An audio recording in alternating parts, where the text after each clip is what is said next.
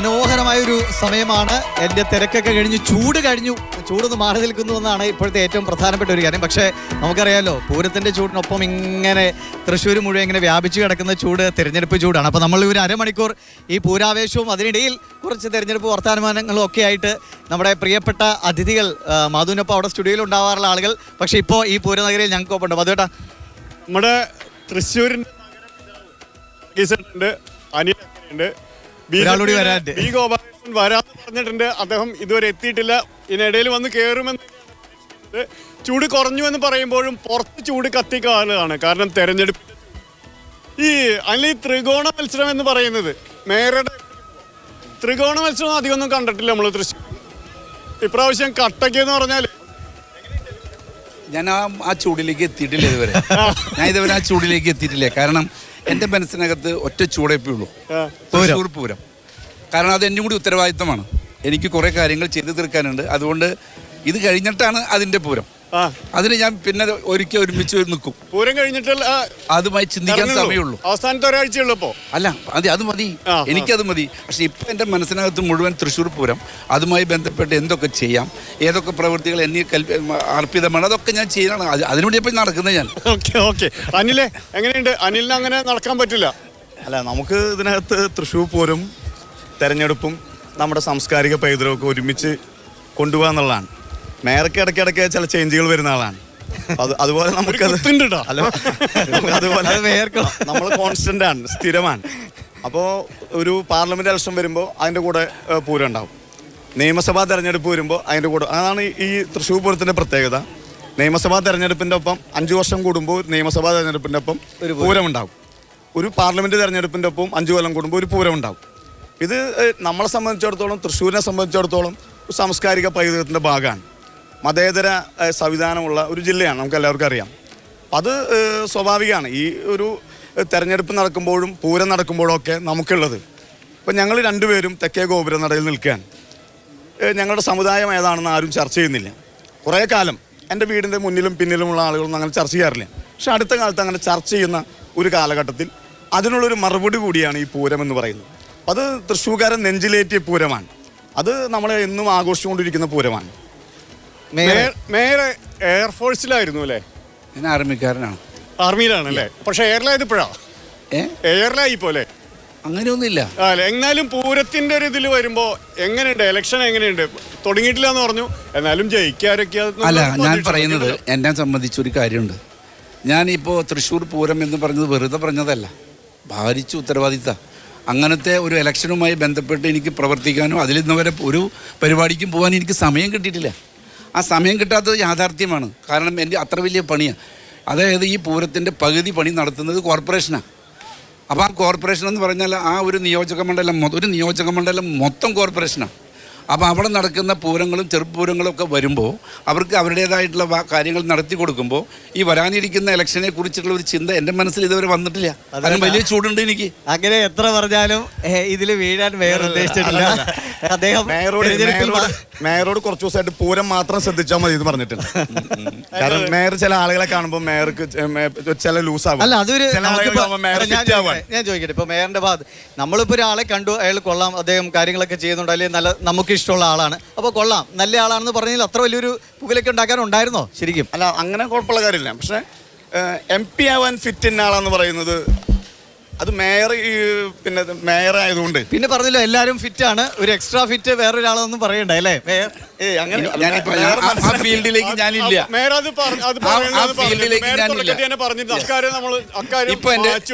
ഇത്രയേ ഉള്ളൂ. അതിപ്പോ ഉണ്ടല്ലോ, ത്രികോണ മത്സരം നടക്കുന്നുണ്ടല്ലോ, അതല്ല വിഷയം. എന്നെ സംബന്ധിച്ച് ഞാൻ അതിനെ കുറിച്ച് കൂടുതൽ ബോധേടല്ല. എന്താ കാരണം? എനിക്ക് ഉത്തരവാദിത്വം എനിക്ക് ഏൽപ്പിച്ചിട്ടുള്ളത് തന്നെയാണ്. കോർപ്പറേഷൻ്റെ പരിധിയിൽ എന്തൊക്കെ നടത്തണം, എന്തൊക്കെ പുരോഗതി വരണം, ഏതൊക്കെ എനിക്കത് മതി. അതൊക്കെ വളരെ ഭംഗിയായി നടത്തുന്നുണ്ട് ഞാൻ. ഒപ്പം തന്നെ പുറത്തുനിന്ന് ആൾക്കാർ എനിക്ക് സപ്പോർട്ട് ചെയ്യുന്നുണ്ട്. ഒപ്പം തന്നെ പൂരം കഴിഞ്ഞ വർഷത്തേക്കാൾ ഗംഭീരമാക്കുക, അതാണ് എൻ്റെ ഉദ്ദേശ ലക്ഷ്യം. ആ ഉത്തരവാദിത്വം നടപ്പിലാക്കും. അതാണ് എന്നെ ഏൽപ്പിച്ചിട്ടുള്ളത്. ഇപ്പം എനിക്ക് അതേ ഉള്ളൂ, അത് നടപ്പിലാക്കുക. ബാക്കിയുള്ള രാഷ്ട്രീയത്തിൽ ഭാഗമായിട്ട് ഞാൻ ഇപ്പോൾ ചിന്തിച്ചിട്ടില്ല. കാരണം സമയം കിട്ടുന്നില്ല. ഇത് തന്നെ എനിക്ക് കാലത്ത് വന്നാൽ 10 മണിക്ക് പോയിട്ട് 7 മണിക്ക് വന്നാൽ വൈകുന്നേരം 10 മണിക്ക് ഞാൻ പോകുന്നത്. അത്ര വലിയ ഭാരിച്ച ഉത്തരവാദിത്തത്തിൻ്റെ ഉള്ളിൽ അതിനുള്ള സമയം കിട്ടുന്നു. അപ്പൊ ഇത് കഴിഞ്ഞിട്ട് പൂരം കഴിഞ്ഞിട്ട് നമുക്ക് ആലോചിക്കാം. വീണ്ടും നമുക്ക് ആലോചിക്കാം. ത്രികോണ മത്സരം ഗംഭീരമാണെന്ന് പറഞ്ഞു. അനില് ലീഡർ പണ്ട് മത്സരിക്കുന്നത് കണ്ടിട്ടുണ്ട് 96-ല്. അല്ല, അത് മേയർ പറഞ്ഞോട് എനിക്ക് അങ്ങനെ യോജിപ്പില്ല. ഞാൻ വടക്കാഞ്ചേരി അസംബ്ലിയിൽ ഉണ്ടായിരുന്ന ആളാണ്. ഈ പൂരം ആരംഭിക്കണമെങ്കിൽ നെയ്തിലക്കാവ് അമ്മ ഈ തെക്കേ ഗൗരവ തുറക്കാതെ ഈ പൂരം ആരംഭിക്കില്ല. ഞങ്ങൾ വടക്കാഞ്ചേരിക്കാർ വരാതെ ഈ പൂരം തുടങ്ങില്ല. ഞങ്ങൾക്ക് ഈ പൂരവും ഈ തെരഞ്ഞെടുപ്പൊക്കെ ഞങ്ങൾ ഒരുമിച്ച് കൂടും. മേയർ അതിനകത്ത് മേയർക്ക് എന്തോ ഒരു പ്രശ്നമുണ്ട് ഇതിനകത്ത്, ഒരു തർക്ക കാര്യത്തിലില്ല. വടക്കാഞ്ചേരിക്കാർ വരാതെ മേയർ ഈ തെക്കേ ഗൗരവനാണ് ആരാ തള്ളി തുറന്നേ. അല്ല, ഞാൻ പറയാൻ ഞങ്ങൾക്കൊരു വിഷമമുണ്ട്. 2 വർഷമായിട്ട് വിഷമമുണ്ട്. ഇതിപ്പോൾ എറണാകുളത്തുനിന്ന് പിന്നെ ആന വന്നിട്ടാണ് തള്ളി തുറക്കുന്നത്. തെച്ചിക്കോട്ടുകാവ് രാമേന്ദ്രൻ തള്ളി തുറന്ന തെക്കേ ഗോപുരം നടയാണ്. അത് വടക്കാഞ്ചേരിക്കാരുടെ സ്വന്തമാണ്, കുറ്റൂക്കാരാണ് തള്ളി തുറന്നിരുന്നത്. അതൊക്കെ ഞങ്ങൾ ഒരുമിച്ച് ഒരു ബുദ്ധിമുട്ടും അതുണ്ടായിട്ടില്ല. മേയർക്ക് എന്തോ ഒരു പ്രശ്നമുണ്ട് ഇതിനകത്ത്. മേയറെ തുറന്ന് പറയണം. എനിക്ക് യാതൊരു തരത്തിലുള്ള ഒറ്റ കാര്യമുള്ളൂ. ഒരു MLA എന്ന് പറഞ്ഞാൽ എന്താണെന്നറിയൂ, എന്നെ പോലെ ഉത്തരവാദിത്വമില്ല. അത് മനസ്സിലാക്കണ്ട. എൻ്റെ ഉത്തരവാദിത്വം എന്ന് പറഞ്ഞാൽ വലിയ ഉത്തരവാദിത്തമാണ്. അത് നിസ്സാര ഉത്തരവാദിത്തമല്ല. ഇവിടെയുള്ള ഓരോ ജനത്തിൻ്റെയും ഒരു പക്ഷിയുടെയും ഒരു മൃഗത്തിൻ്റെയും എല്ലാം ഞാൻ ഒത്ത് അങ്ങനെ ചെയ്തേക്കണേ. അവരുടെ എല്ലാവരുടെ കാര്യം ഞാൻ നോക്കണ്ടേ? അതുപോലെയല്ല MLA. നേരെ മറിച്ച് മുഖ്യമന്ത്രി ആയാൽ സ്വഭാവം മാറി, ഒരു മന്ത്രിയായ ഉത്തരവാദിത്വം മാറി എന്ന് പറഞ്ഞ പോലെ ആ പോസ്റ്റിലാണ് ഞാനിരിക്കുന്നത്. അപ്പോൾ അതുകൊണ്ട് എൻ്റെ ഈ പ്രദേശത്ത് കോർപ്പറേഷൻ്റെ പരിധിയിൽ എന്ത് പ്രശ്നമുണ്ടെങ്കിലും അത് ഞാൻ അറിയണം, ഞാനത് ഉൾക്കൊള്ളണം, അത് ഞാൻ ചെയ്യണം. അതുകൊണ്ടാണ് ഞാൻ അനിലിനോട് ചോദിക്കായിരുന്നു. അനില് 96-ലെ തെരഞ്ഞെടുപ്പ് കണ്ടിട്ടുണ്ട്. അന്ന് ലീഡറായിരുന്നു. ലീഡർ കട്ടയ്ക്ക് നിന്നത് VV രാഘവനായിട്ടാ. അനിലിന് ഓർമ്മയുണ്ട്. അനിൽ അന്ന് ഇവിടെ പത്രത്തിൽ വർക്ക് ചെയ്യാണ് അല്ലേ? എന്നിട്ട് അനിൽ എങ്ങനെയുണ്ട്? അനിൽ അതിലും മത്സരം ഉണ്ട്. ഇപ്പൊ ഒരു ത്രികോണ മത്സരം എന്നാണ് എല്ലാവരും പറയണത്. എത്രത്തോളം ഉണ്ട്? ത്രികോണ മത്സരം ഒന്നും ഇപ്പില്ല. നേരത്തെ ത്രികോണ മത്സരം ഉണ്ടായിരുന്നു. ഈഗോ ഭാഷ വരാൻ ഭാഗ്യം. അല്ലല്ല, നേരത്തെ ത്രികോണ മത്സരം ഉണ്ടായിരുന്നു. ആ ത്രികോണ മത്സരം മെല്ലെ മെല്ലെ ഇപ്പൊ ഞാൻ എന്തിനാ ഈ മാതൃഭൂമി ആരൊക്കെ തമ്മിലെ മത്സരം? അല്ല, ഞാൻ ഈ മാതൃഭൂമി ചാനലല്ലേ ഞാൻ നിൽക്കുന്നത്. ഞാൻ എന്തിനാ ഈ മാതൃഭൂമി ചാനലിനെ അവിശ്വസിക്കുന്നത്? എന്തിനാ? ഞാൻ TV സ്ഥിരമായി കാണുന്ന ആളാണ്. മാതൃഭൂമി സ്ഥിരമായി കാണുന്ന ആൾ. നിങ്ങളെല്ലാവരും എനിക്ക് പരിചയമുള്ള ആളുകളാണ്. മാതൃഭൂമി ചാനലിനെ ഇവിടെ ഇരിക്കുന്ന നിങ്ങൾ ആരെങ്കിലും മാതൃഭൂമിനെ അവിശ്വാസമുള്ള ആരെങ്കിലും ഉണ്ടോ?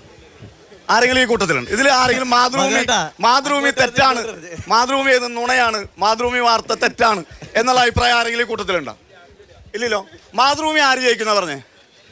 പിന്നെന്താ സംശയം? ഞാൻ മാതൃഭൂമിയുടെ കൂടെയാണ്. ഒരു സർവേ ഉണ്ട്. സർവേയിൽ നമ്മൾ തന്നെ വളരെ കൃത്യമായിട്ട് പറഞ്ഞിട്ടുണ്ട്. ഒരു മാർജിൻ ഓഫ് എറർ ഒക്കെ അതിൽ കൃത്യമായിട്ട് പറഞ്ഞിട്ടുണ്ട്. എങ്ങോട്ടും മാറാവുന്നതാണ്. പക്ഷെ ദിവീഷ് ഒരു ത്രികോണ മത്സരം ഉണ്ടോ? ത്രികോണ മത്സരം ഉണ്ട് എന്നാണ് ഇപ്പോൾ നേരത്തെ നമ്മൾ പലരോടും സംസാരിക്കുമ്പോൾ. അല്ല, അതിന് സാധ്യതയുണ്ട്, അല്ല ഇതിന് സാധ്യതയുണ്ട്. അപ്പോൾ ആളുകളുടെ മനസ്സിൽ എന്തൊക്കെയോ ചിന്തകൾ ഇങ്ങനെ അലയടിക്കുന്നുണ്ട്. അത് നമുക്ക് ആ പെട്ടി പൊട്ടിക്കുമ്പോൾ മാത്രമേ അറിയാൻ പറ്റുള്ളൂ. എന്തായാലും അല്ല, കഴിഞ്ഞ തവണ ഇതേപോലെ ത്രികോണ മത്സരം ഉണ്ടെന്ന് പറഞ്ഞതാണ്. ഞാൻ അന്ന് എനിക്ക് ആലത്തൂരാണ് ചാർജ്. ഞാൻ ആലത്തൂരാണ് വർക്ക് ചെയ്തിരുന്നത്. ഇത്തവണ ഞാൻ തൃശ്ശൂരാണ് ചാർജ്. ഞാൻ തൃശ്ശൂരാണ് വർക്ക് ചെയ്യുന്നത്. കഴിഞ്ഞ 1.5 വർഷമായി ഇവിടെ. എൻ്റെ സാഹചര്യം നിങ്ങൾക്ക് എല്ലാവർക്കും അറിയാം.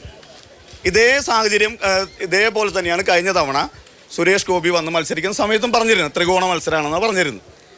ത്രികോണ മത്സരമാകുമ്പോൾ എത്ര വോട്ടിൻ്റെ വ്യത്യാസം ഉണ്ടാവും ഒന്ന് പറഞ്ഞേ? ഒരു 10,000 വോട്ട്, 15,000 വോട്ട്, 50,000-ൽ താഴെ. സുരേഷ് ഗോപി കഴിഞ്ഞ തവണ തോറ്റത് 1.25 ലക്ഷം വോട്ടിനാണ്.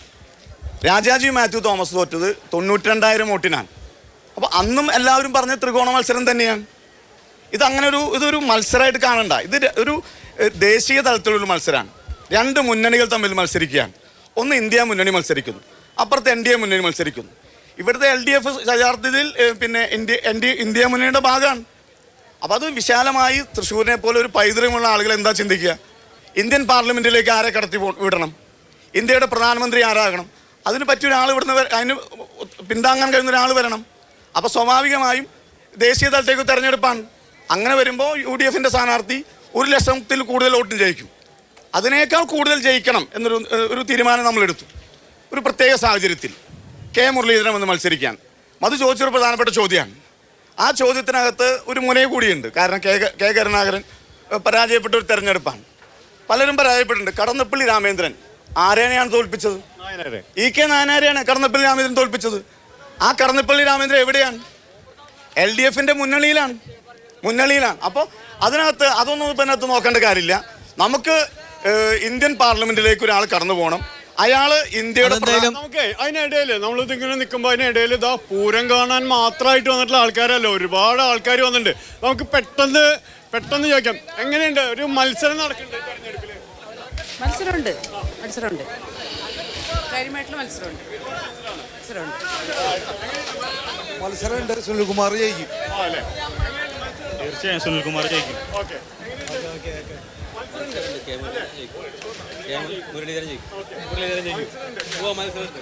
ചേച്ചി എങ്ങനെയുണ്ട് മത്സരം?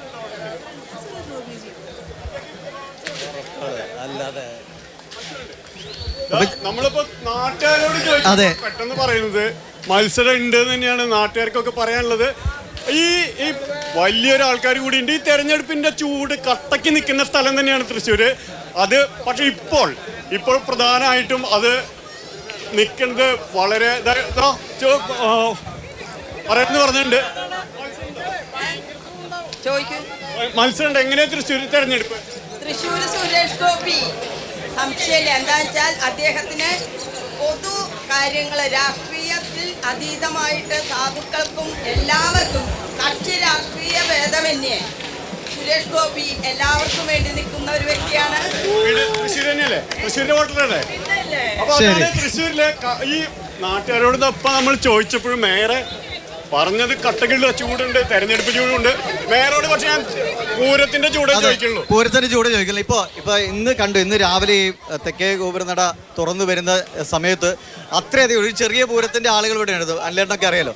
അപ്പൊ ഇപ്പൊ നാളെ ആകുമ്പോഴേക്ക് രാവിലെ അങ്ങ് ഒഴുകുക, പിന്നെ ആളുകളുടെ ഒരു ഒഴുക്ക്. അതിന് മേയർ ഇപ്പൊ പറഞ്ഞ പോലെ ഈ അത്ര ഭാരിച്ച ഉത്തരവാദിത്വം എന്തൊക്കെയാണ് നാളെ ഈ തിരക്ക്? ആളുകൾക്ക് നല്ല ചൂടൊക്കെ ഉണ്ടാവും, എങ്കിലും എന്തൊക്കെ പ്രത്യേക സജ്ജീകരണമാണ് കോർപ്പറേഷന്റെ ഭാഗത്തു നിന്നുള്ളത്?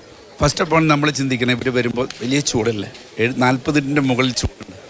എല്ലാവർക്കും എല്ലാ പ്രദേശത്തും 4 സൈഡിലും വെള്ളം കൊടുക്കാനുള്ള സംരംഭം ആദ്യം ചെയ്തിട്ടുണ്ട്. അതിനുവേണ്ടി ഞാൻ ഈ പ്രാവശ്യം 25,000 ലിറ്ററാണ് തൈര് ഏൽപ്പിച്ചേക്കണേ. അത് റെഡി ആയിട്ടുണ്ട്. 25,000 ലിറ്റർ ആവശ്യത്തിന് കിട്ടും. ഒപ്പം തന്നെ ഇതേ സിസ്റ്റത്തിൽ തന്നെ നമ്മൾ ഭക്ഷണം കൊടുക്കാൻ തീരുമാനിച്ചിട്ടുണ്ട്.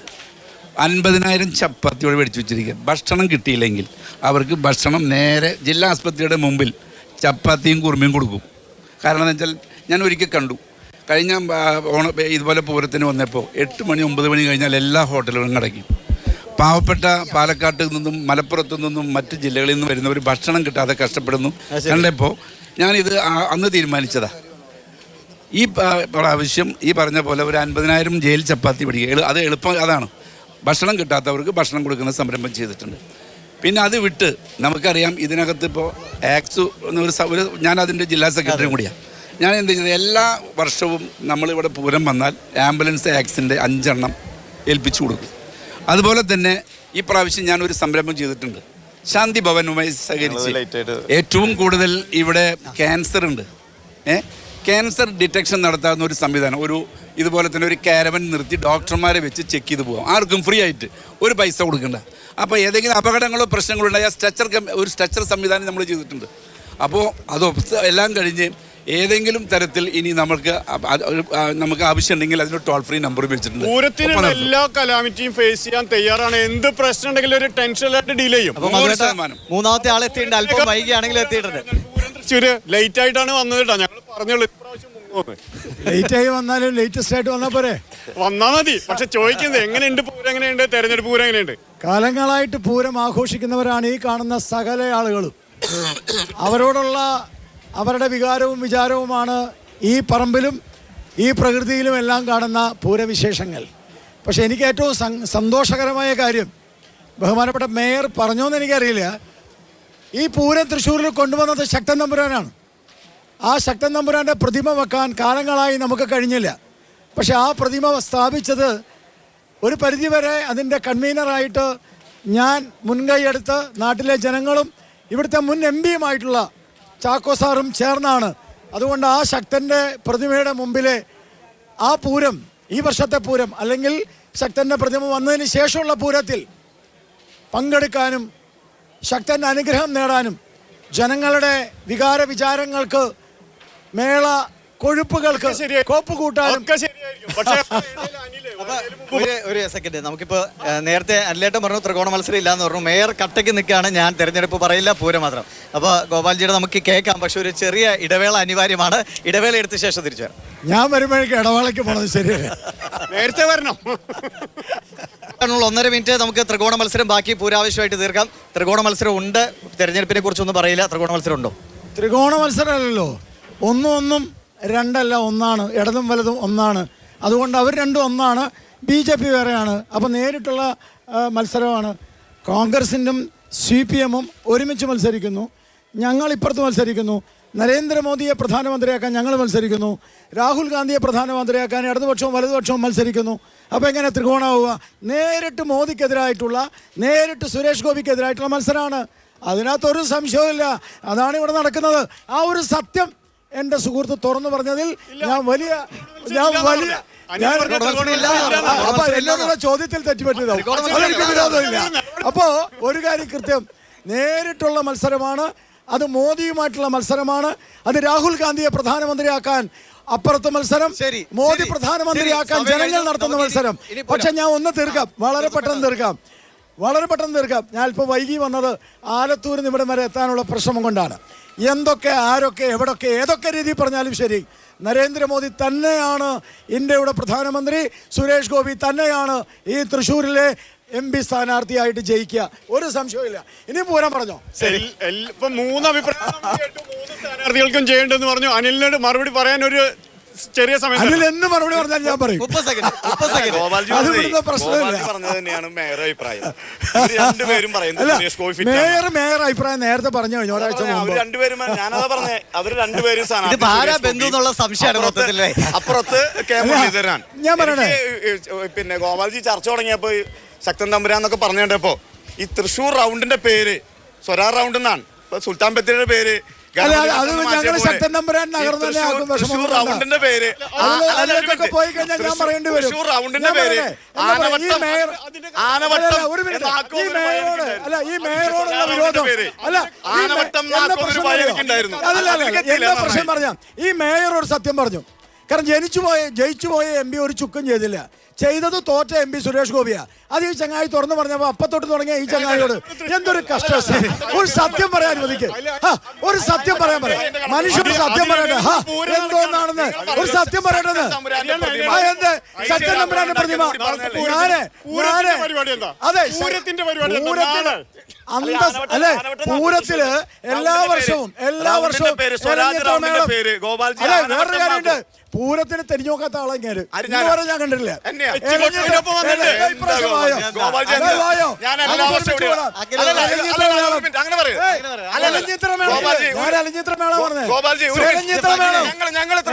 മേളത്തിൽ വരാറില്ല.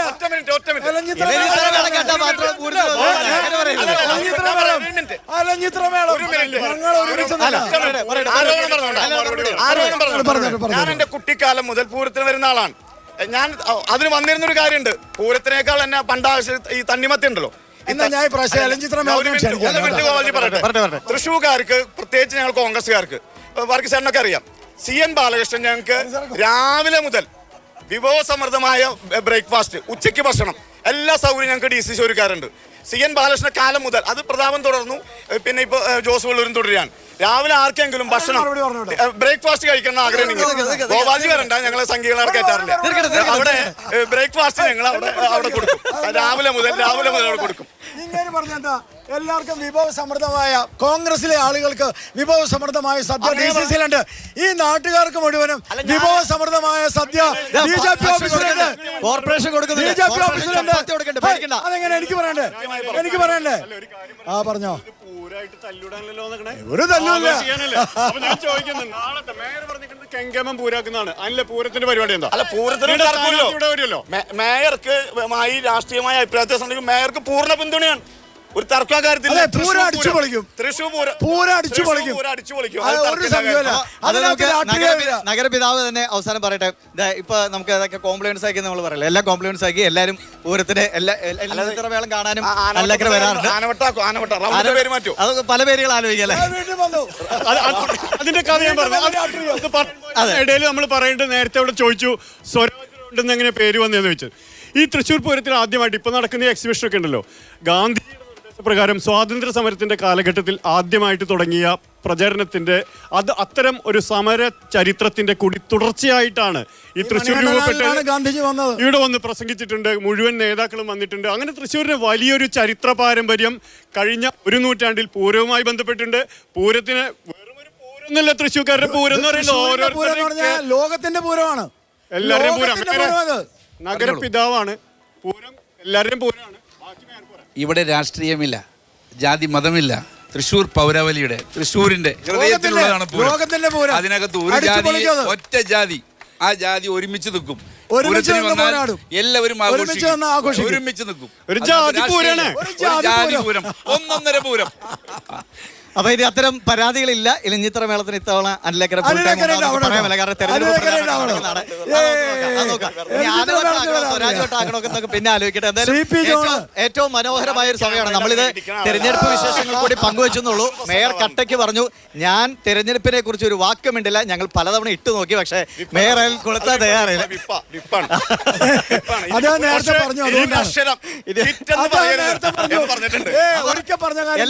എല്ലാവരും നാളെ പൂരം ആഘോഷിക്കാൻ നല്ല ഫിറ്റ് ആയിരിക്കുക. ഞാൻ ഉദ്ദേശിച്ചത് നല്ല ഫിറ്റാണ്, നല്ല ഫിറ്റാണ്. അനിലക്കരയ്ക്ക് ഇത് പ്രത്യേകത പറയാൻ പാടില്ല.